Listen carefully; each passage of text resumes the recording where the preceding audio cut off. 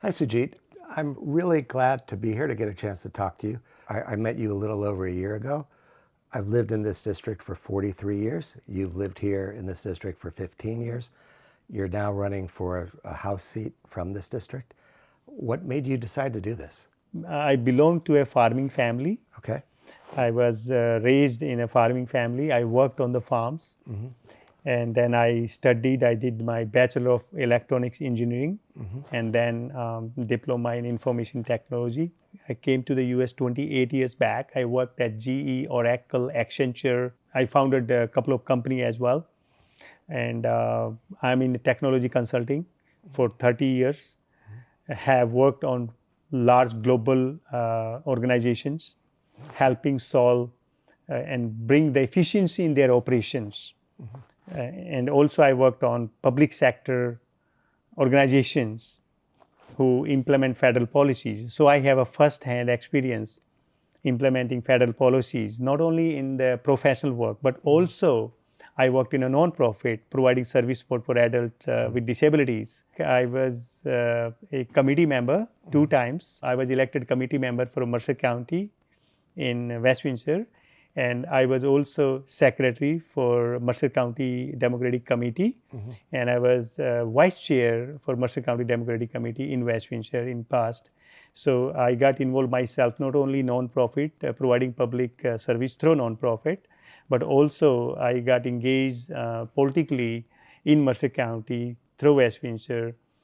And that kind of helped me to reach out to more people and increase the democratic base in Westminster. And why did I do that? Why did I really get that passion? Where did I get the passion from? Providing public service through nonprofits and be part of more electoral process. Because when I grew up back in India, I saw my father. He was providing a lot of public service. He was doing a lot of public work. I used to watch him, how he was helping the people solve the real problems and also funding some of those people who were in need. And that has a strong impact on me. When I came here in New Jersey, I got involved in some of the nonprofit organizations, including Enable, providing service support for adults with disabilities.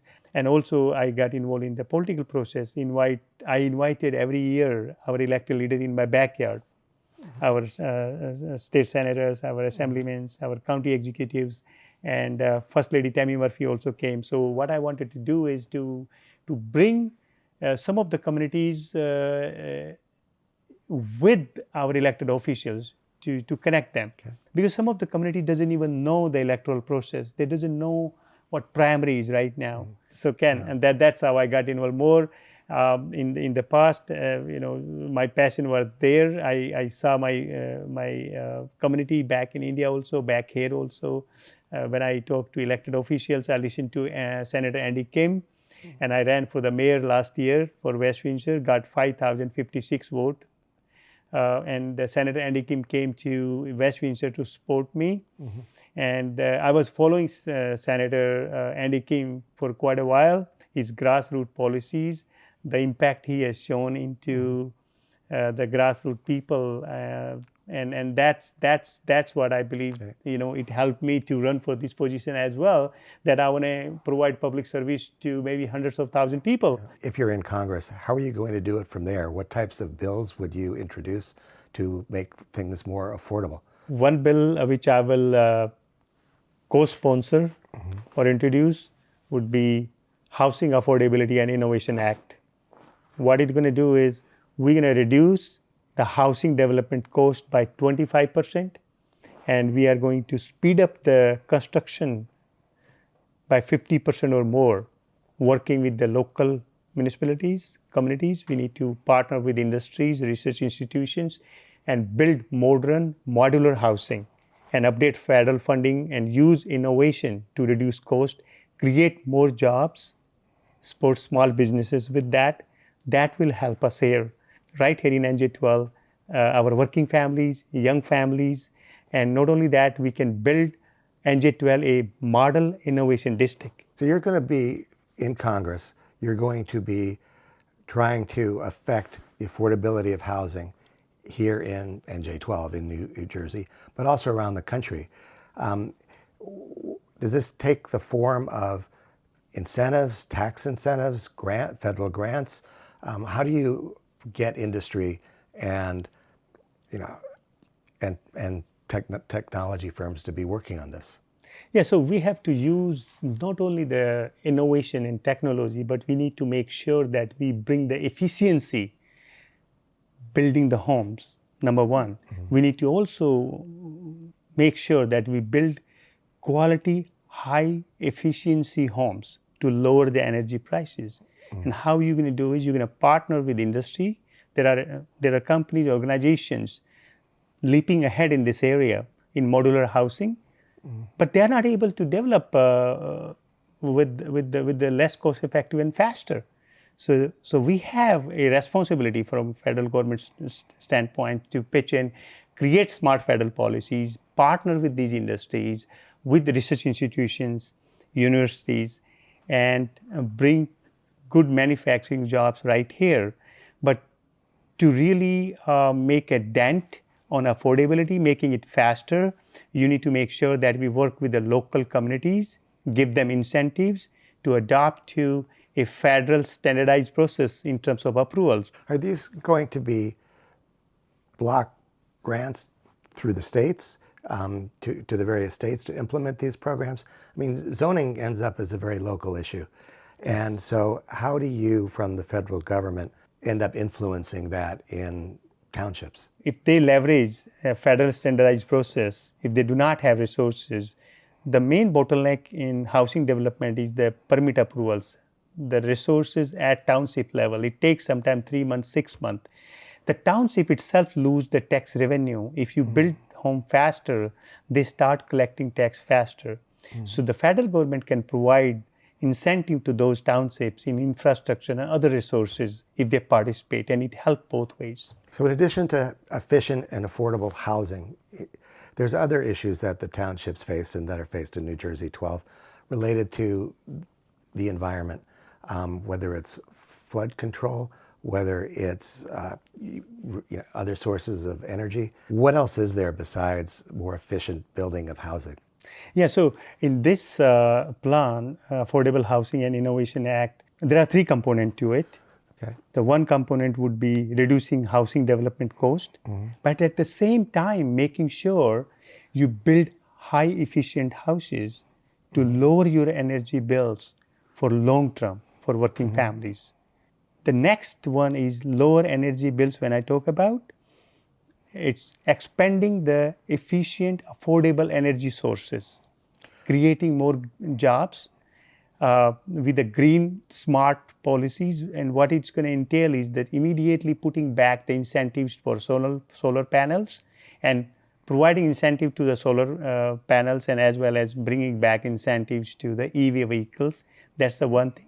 The other thing what we can do is work with the other organizations who are leader in clean energy. We need to work with them and identify the areas and invest into efficient and affordable energy sources. And if we do that, we will help our climate reduce greenhouse gases, create more jobs, create renewable sources, which we really need right now. The AI-shaped economy, what we see, we need more energy. And if we put a foundation right now, we will be in a better shape for next 10 years, 20 years. We cannot delay this as a tomorrow's problem. This is today's problem. How is this different and better than what's been tried before and didn't last? Well, it's a political will. So Biden administration have done a wonderful job. That's pretty much we need to piggyback on, and we need to expand that. That's not enough. Okay. We haven't seen much progress in terms of execution. And if you look at any state, it's not matter of New Jersey. Across United States, the energy prices have shot up, and we need to talk to bipartisan level and make sure we have clean energy policy where we can reduce the energy cost in every working families. And that the only way it can happen, we have seen the fossil fuels. It's not going to reduce the energy prices. We are not going to get there. From what I read, most of the development of solar energy, wind energy, electric cars, China's ahead of us in these areas. In terms of U.S. industrial policy, what can you do, or what can the government do, or what can your bills do to reverse that so we're the ones producing the jobs in manufacturing for clean energy? Yeah, so US, we are the powerhouse of innovation for past century, and this century also we are, and we want to lead this uh, next century as well.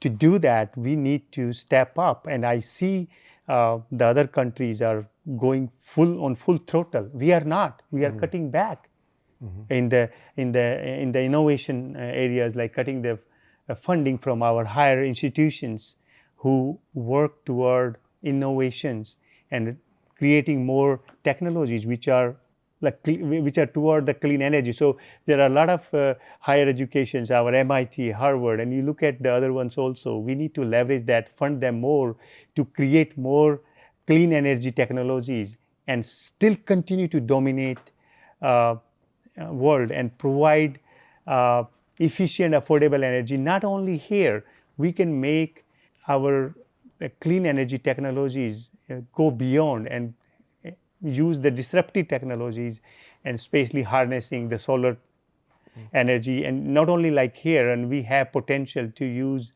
some space-based initiatives in some of the organizations industry leaders are talking about. And I believe if not now, for 10 to 20 or 15 years, we will see harnessing the solar energy in a space and bringing back that. It looks like really far away, but you have to put a foundation. The government have to put forward the policies which will enable us way ahead than anyone else. We can go like even century apart if we do it right now, right here. We have been a innovation power hub. If you look at it, any technologies in the past century, they started here. ICE has become controversial partly because in the minds of some people it's not respecting the Bill of Rights in the U.S. Constitution. Where do you stand on how to have an immigration enforcement policy that is both humane and and follows the laws, as opposed to is as destructive as ICE has been? Yeah, we must abolish ICE, and we must bring back a reformed immigration system which protect the border with the smart solutions, which provide the human law enforcement and oversight and accountability, and as well as a real pathway to the citizenship. But I'll tell you a story. I went in Trenton in one of our Latino committee events, and I met with the Mayor Reed, was also present there. We were talking to the residents in Trenton, and families were so afraid. And I really, my heart came out, and they were afraid to take their kids to the school.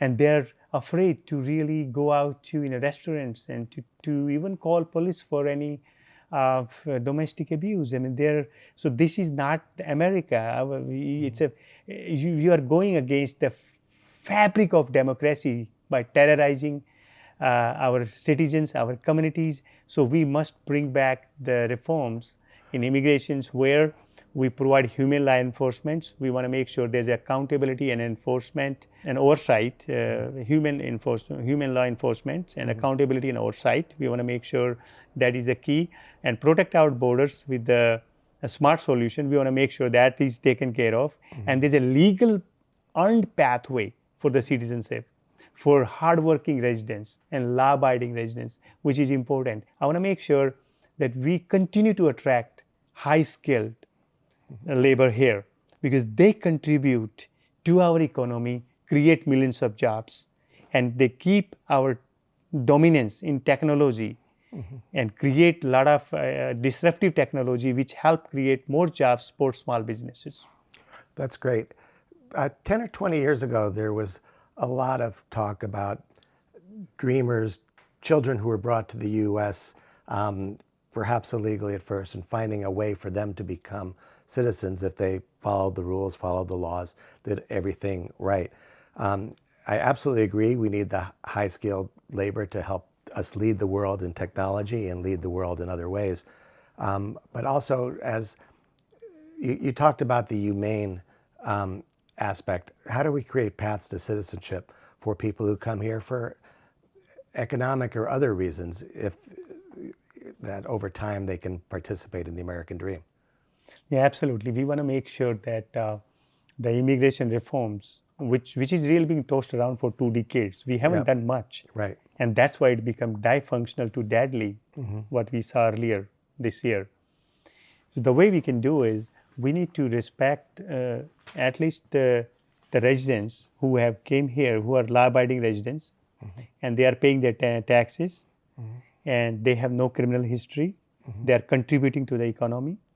So we must create a legal pathway, a framework where we have enough resources in our courts as well. That's one of the bottleneck as well in immigration system. So we haven't done much attention. That is where to start, I would say. Okay. Absolutely. What are your views on funding of research at universities? A lot of money in the past has gone to the National Science Foundation, the National Institutes of Health, the National Institutes of Mental Health, that have caused and spurred a lot of innovations that have later been used by industries. Where do you stand on university research funding? I will strongly support funding the higher institutions with the federal funding in the research programs, because that's the backbone of our innovation in our country. If you want to continue to innovate and be a leader in a world, create more jobs, create more disruptive technology which help people, working families, and have an impact for everyone in a society, we need higher education's well-funded research programs. And when you talk about mental illness and other programs, what we saw in previously, the administration cut down $2 billion and put it back.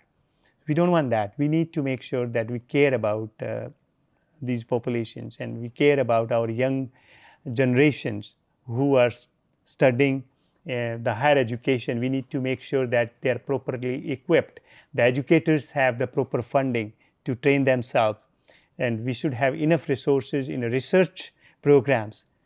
Then only we will be able to create the new technologies, new innovations which help our country. That is one of the area in my campaign as well. I want to make our district a innovation model district. I just want to add, I think it also helps with jobs too. My son does research for a pharmaceutical company, but he did his research for the first 5 years for university labs before he moved to the pharmaceutical company. So you're not only creating innovations, you're training scientists as well, which is what we need to grow. No, absolutely, absolutely. This is the critical, this is the backbone of our country. The higher education, we must fund. And not only that, when I talk about education overall, I'm pro for K-12 education as a universal education for all the kids. Kids shouldn't be discriminated by where they live, right? What is their background? That is not the right thing to do. We are the most powerful country in the world, and we haven't done much in education. I mean, higher education is important, but I would say if you go back in schools, a lot of communities are struggling. And that is one of the areas that we need to, in Congress, we need to work by bipartisan level and fill the gap. And guess what?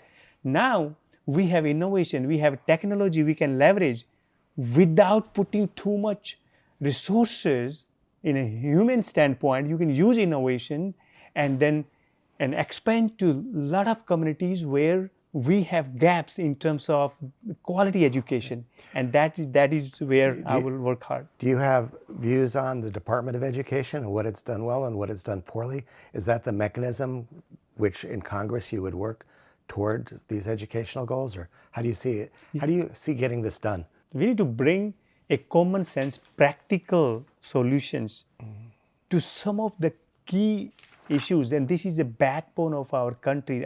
You are talking about our next generation.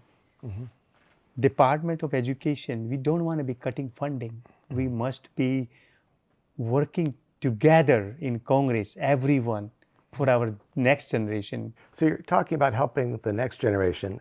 As a retired senior citizen myself, can I ask your views on social services, whether it's healthcare, disability services, Social Security reform? These are things that are very expensive for the federal government. They take up a large part of the budget. And what are your views on how those ought to be handled?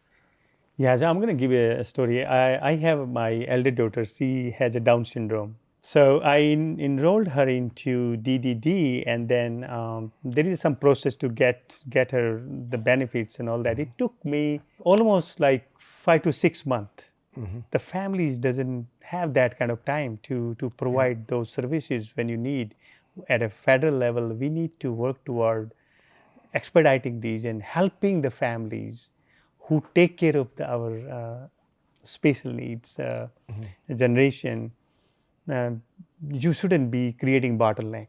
So there's a room to improve. But now coming back to our social security net, we should be increasing the social security The limit, the limit. contribution limit. Should someone making more money should be able to pay more in social security, and we should be able to take care of that.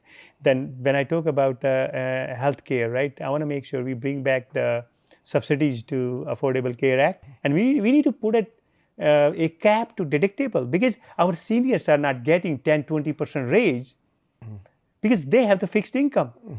The federal government have to come back and support our seniors. In some of the community I talk to, it's not fair. One of the our senior told me that I worked whole my life. I worked hard. I never thought that these day will come where I will have to see how I will afford this house where she lives in. What's she going to do? And that issue is not just the one family, one senior, every senior. We want to make sure that we take care of the Affordable Care Act, Medicaid, Medicare. We need to make sure those are funded efficiently. We should have lower prescription drugs. We should have cap on deductibles for seniors, maybe a 2,000. Yes, I'll be up for Medicare for all, but this is a phased process. It's not easy to get there. We need to first take care of our population, the adult with disabilities, our seniors, and including our young population, right?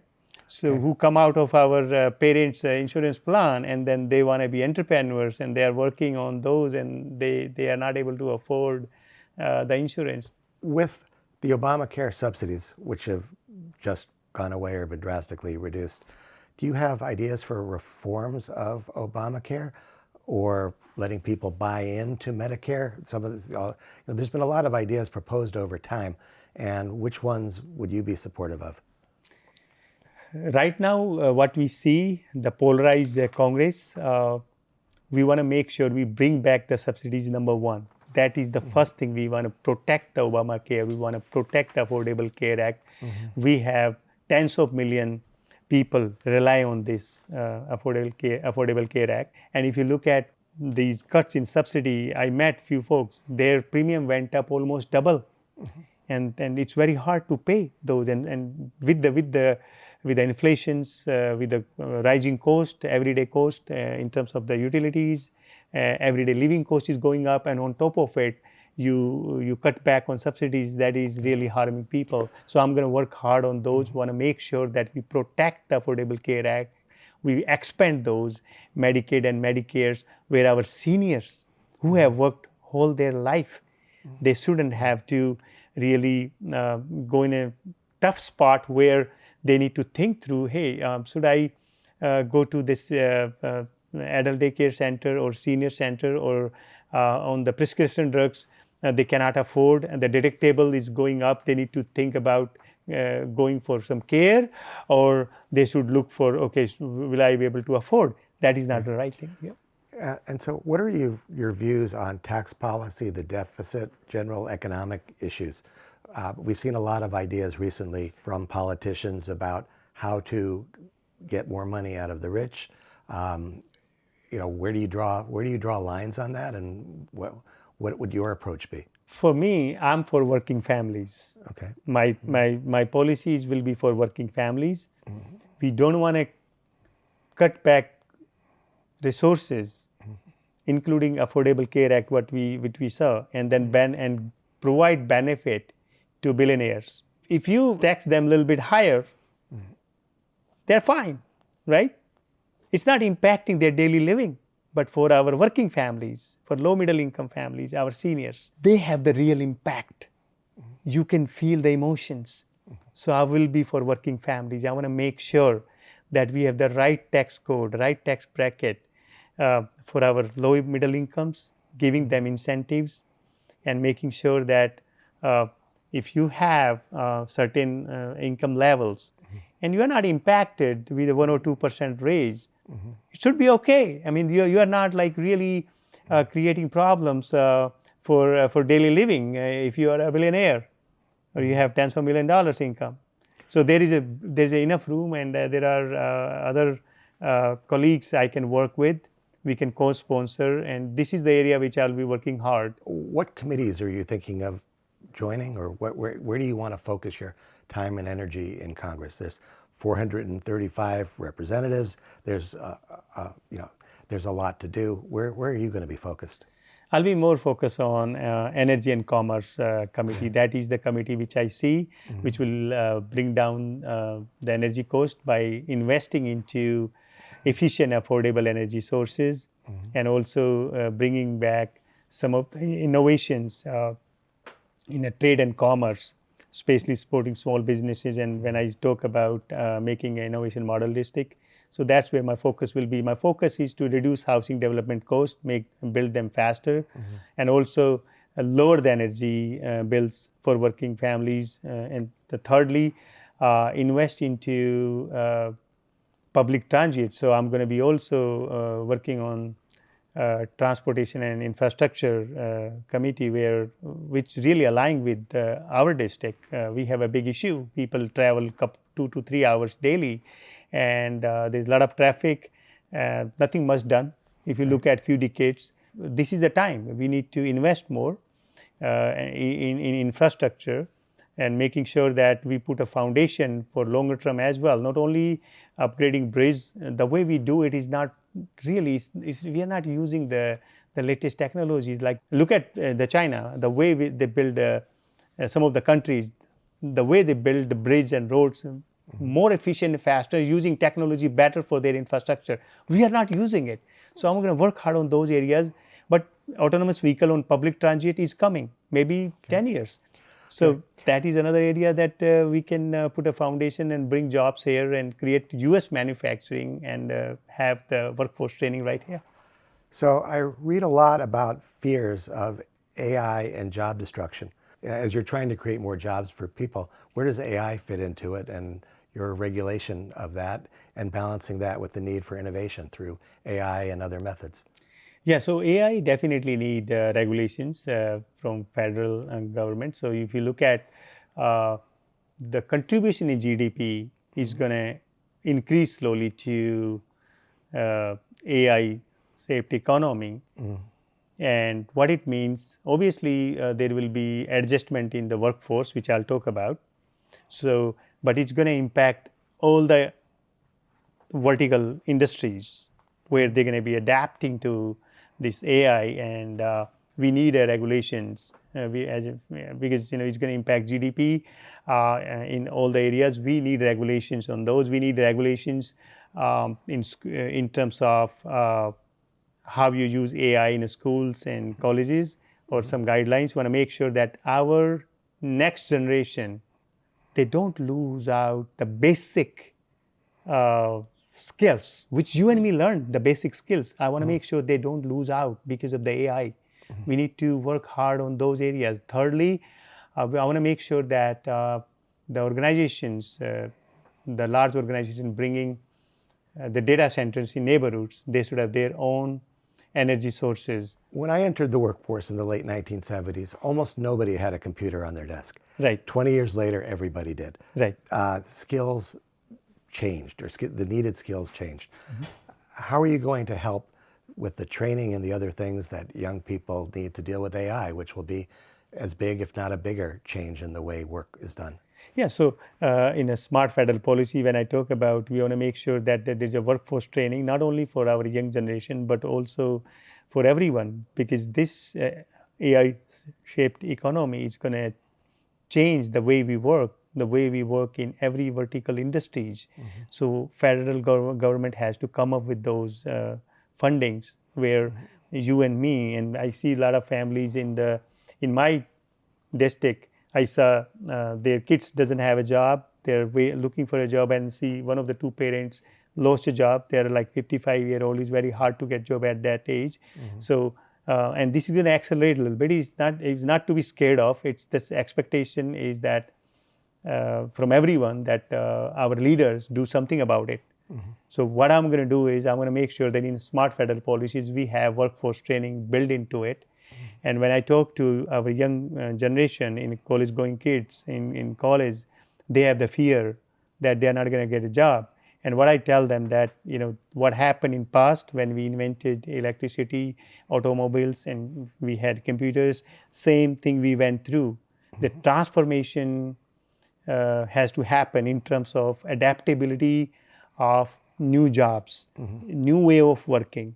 And what I see that our lot of young generation, they are starting their own companies. The young entrepreneurs are increasing, and I will say we will see going forward that our young generations are going to work toward creating their own companies, and the young entrepreneurs have a lot of potential to contribute to this new economy. And I tell them that please talk to me, come and meet with me. I know venture capitalist. I have done some work in some of the companies. I founded a couple of companies in the past, and I know a lot of entrepreneurs. I can definitely direct them to venture capitalists and help them out. Because right now, as a leader, and I see on candidate forms, we don't want to scare our young generation, create more fear. We should give them a solution. We should give them a hope, not like the fake hope. It's a real hope. We know we can do it. Your thoughts on presidential ability to start wars, on the Iran war in particular. Where do you see the role of Congress, and how can you provide a check and balance on a very powerful executive? Yeah, we must take back the war powers from president, and that is the one thing Congress should do. It is long due. And what we see, the consequences of that is we're going to be paying as a working family $5,000 in a daily living expenses more. It's going to cost us $600 billion in a year, rather than when we see direct cost. Some say $25 billion, some say $40 billion, but no one talking about higher prices in daily living, which some studies says it's going to cost $5,000 per family. It's going to be $600 billion cost in one year. And if you look at the current Iran war, what's happening there, we are making Iran as a regional power because of the failed policies of our administration. We want to make sure that we work toward strengthening. We should work towards strengthening our alliances. We want to make sure we have a stable international order and a stability. We need to repair the damage being done to some of our partners, allies across the world. That is the immediate step the Congress should work toward in foreign policy standpoints. The better, more stronger relationship we have with our allies, stronger we are. Stronger we can have more say in the world in terms of as a credible power to bring back the stability in terms of the international trade, in terms of global energy security, which is important. Strait of Hormuz, if we see what's happening there right now, and I'm sure we need now China to really work on this with us, and we are giving away some of the levers we had and we have in terms of the trade with them because of this. It's a problem for us, right? And now Iran is controlling the cards, and that is a bad war. We shouldn't never have went to the war. In terms of going forward in a short, I would say we should always have our national interest first and working families first in the foreign affairs. That is the key. That is the backbone when we look for it. And obviously, the strengthening our alliances is the key, making sure that stable international order and securing the global energy supplies that is important because it has a direct impact on our working families by rising cost. So we have a lot of work to do in terms of repairing our international credibility, what had just happened. Can you talk about your views on the FDA, the Centers for Disease Control, on the whole health infrastructure of the U.S. and what's been happening over the last year or two? Yeah, so what we see, the funding is cut, and we need to strengthen. This is important for our country. There's a part of FAMA also. If you look at it, Right. there are areas we must look after. We must fund them appropriately, and I will work toward that. I really do appreciate your experience in business and public service, but what I hear from some neighbors is that other candidates have a lot more legislative experience than you, both at the state and city level. So why do you think you're going to be able to be successful in making legislation happen if you do get to Congress? Yeah, so if you look at it, I'm not a career politician. I have the experience, large scale, not like the politician here, some of them like just a local administration, right? I have the experience at a global level, working on a global organizations, creating efficiency, implementing technology, bringing a change to millions of people through these organizations, right? I worked in Europe also a few years back. I worked in Saudi Arabia as well in 2025 itself, earlier on. So I have worked on several public institutions, public sector institutions, I would say. I have worked on public sector institutions as well.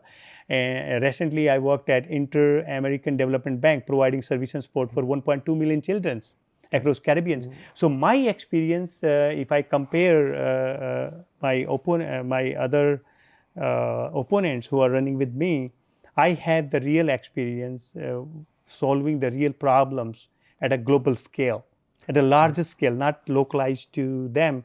But I also have the public office run experience. Last year I ran for the mayor, and I covered about 5,000 doors at a grassroots level. That gave me a confidence that I can do better in a congressional run at a grassroots level. Some of my opponents are getting endorsement outside of New Jersey.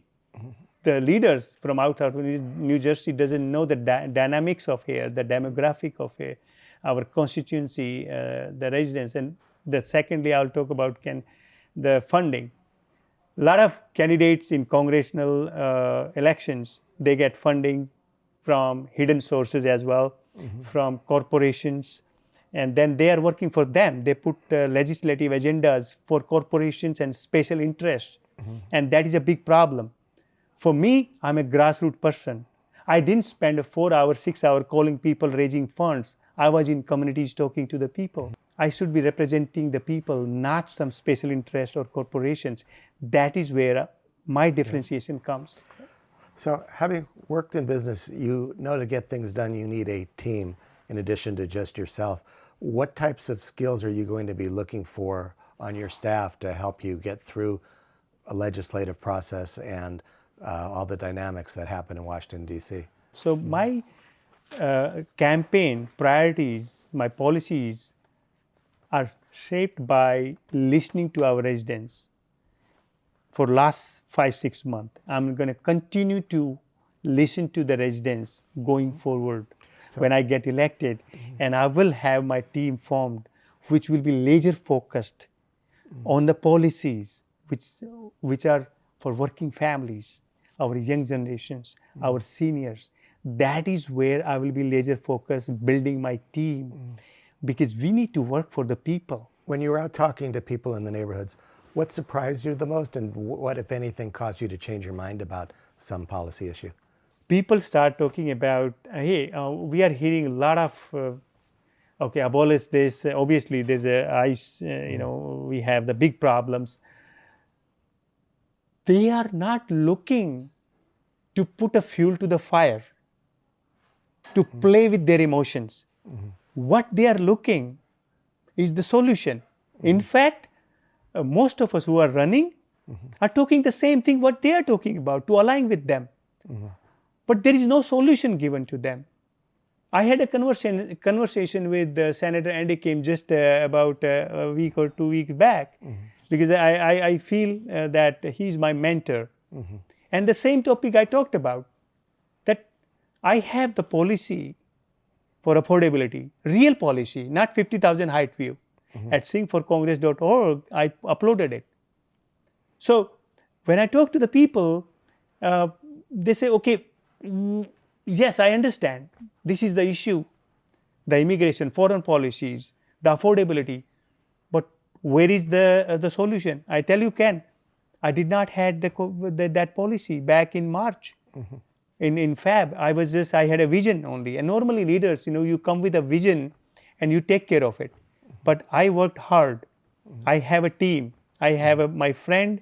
He's a PhD in economics. I met him on a grassroots level, on knocking on the door.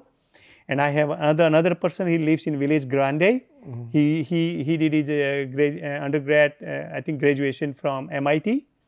In infrastructure, he worked with the large infrastructure projects, including Amtrak. I built the team right here in NJ-12 in my campaign for last few months, and had so many conversations and came up with a policy which is really going to work for working families, create job here, lower the housing development cost, and we're going to have an efficient, affordable public transit.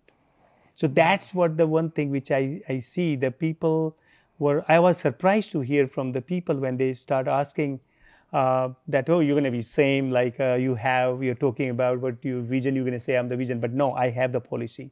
So that's the one thing I just want to point out, which really got me back at home, and I was waking up in the night like, that is so true. We got to not just talk about the issues, but you should be able to put it down 50,000 height to 20,000 height view.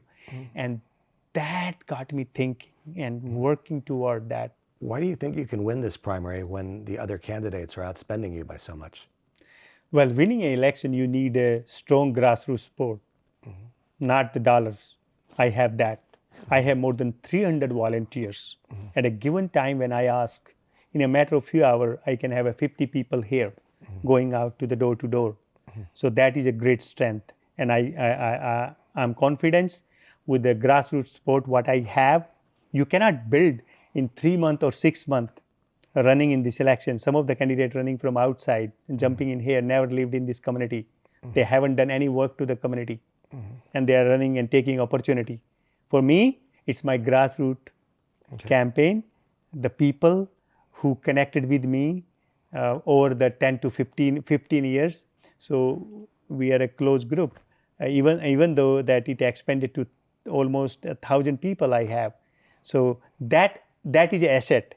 The volunteer grassroots base is the asset to reach out to the community, to talk to, and to mobilize in all the 4 counties. It's a large district. From Trenton to Plainsfield, it's about a 1-hour drive, right? So how do you cover it? Either you spend money, what my opponent can do, but you're not going to get the emotions. Well, you will come with me, or my volunteers who volunteer to work with me, not for just the money, right? So they have that emotions. You connect well with the people, you listen to them. A lot of people view Congress as dysfunctional in some ways. What is going to make you able to be effective there when so many others haven't been able to be effective? What it comes down to is your personality, your attitude, your experience. I have worked on a large programs where I worked globally, managing team in Asia, Europe, in US, working with the different vendors, different personalities over the years, 3 decades, the real experience. And what I have learned is that if you have a people skill, if you have practical common sense attitude toward any problems, and keeping in mind our working families and our national interest and national values, you should be able to work across the aisles. Everyone have a heart. If if you put a fuel in a fire, it will burn. But if you put a water in it, so you can kind of soften the tone. So I'm confident that every time in the large programs, transformational programs I worked with, there's a complex scenario, complex team, but I have worked through those, and I will be able to work in Congress across the aisles. Again, it comes down to you, the person, the personality, your experience, which I have it. It's not that I'm saying it. I have done it for 30 years, and I'm the person who believe in practical solution, common sense solutions, which is the way right now in our dysfunctional Congress to get things done. We don't want to put a fuel to the fire to make far left section of the Congress and far right. Then you can't do anything if you continue to do that. We need to have we need to work across the aisles, and I'll do that. Sujit, thanks for your time today. I kind of consider this a mini town hall. I'm glad to be able to come over and find out your views on things. Again, as I said, I've been living in this district for 43 years. My kids were raised here. They grew up, went to school, public school here. I really hope that you're able to, in Congress, do some things that make a difference for the people in this district. Well, thank you, Ken, for your time. I really appreciate giving time here. I'm always accessible every day to constituent at 9 a.m. Any residents can request on my website, singhforcongress.org, singhforcongress.org. They can request a virtual meet and greet at 9 p.m. every day. I have it. I'm also available in person. But thank you for coming here today, Ken, and I really appreciate and enjoy the conversation with you. Thank you so much. Thanks. Thank you so much for your community outreach and what you've done. Thank you. Thank you.